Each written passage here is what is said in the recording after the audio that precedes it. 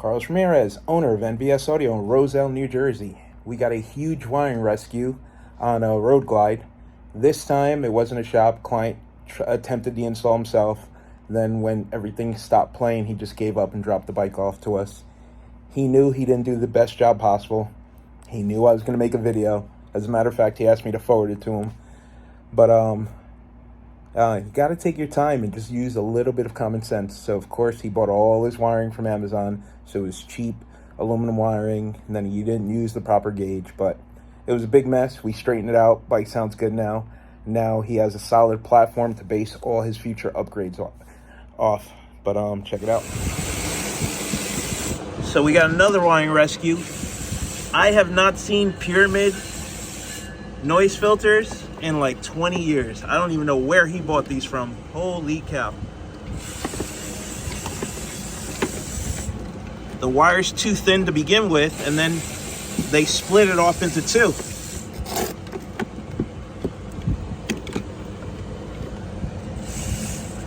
Install gear, Amazon, aluminum wire. So wires are too thin, and they're cheap, and they're aluminum.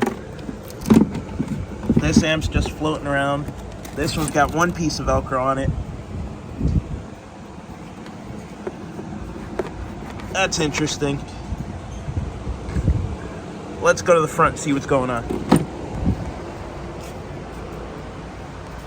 Oh, good quality equipment.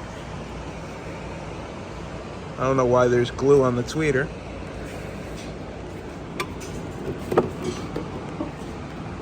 Aha. At least he used a DSP. Not one that I would use, but at least he used one.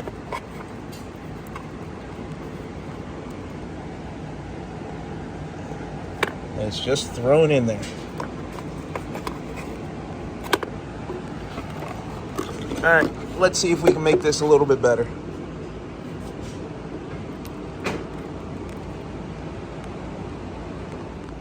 So we have a 0 gauge ring terminal that's loose on the battery. I'm surprised the battery starts with a 10 gauge wire in it.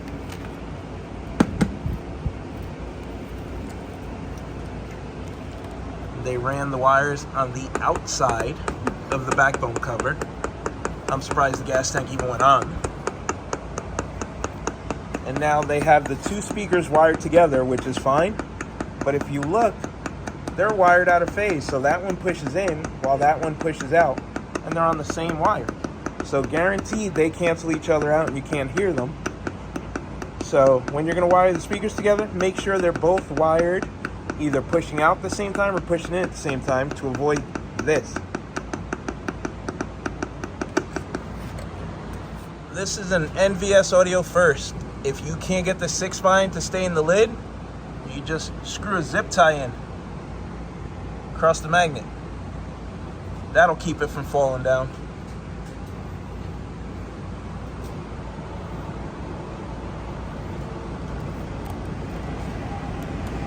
Wow.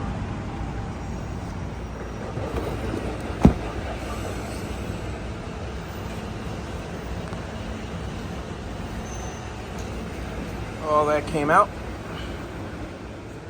So the bike wasn't wired right and it had a ton of noise. I don't even know where you could still buy Pyramid noise filters from. I haven't seen these in like 15, 20 years.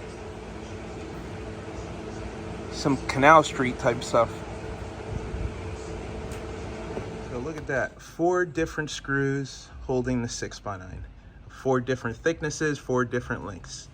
So now we're gonna have to drill and tap that to make it work, because now they've stretched out all the holes. Oh man. The cutting kit comes with its own screws, and the screw is not supposed to be a drywall like that. There's another different screw. Oh, there's 2 of them there. There's one there and one there. Kit only comes with one. All right, we'll have to fix it. So all the wiring in the front is cleaned up. Amplifiers removed from the saddlebag, mounted under the radio.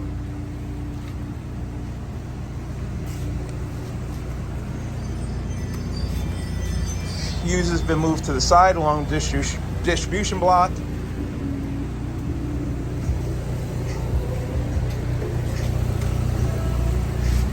Amplifiers mounted on acrylic that's drilled and tapped with machine screws and drilled and tapped with 1/4-inch machine screws on the back.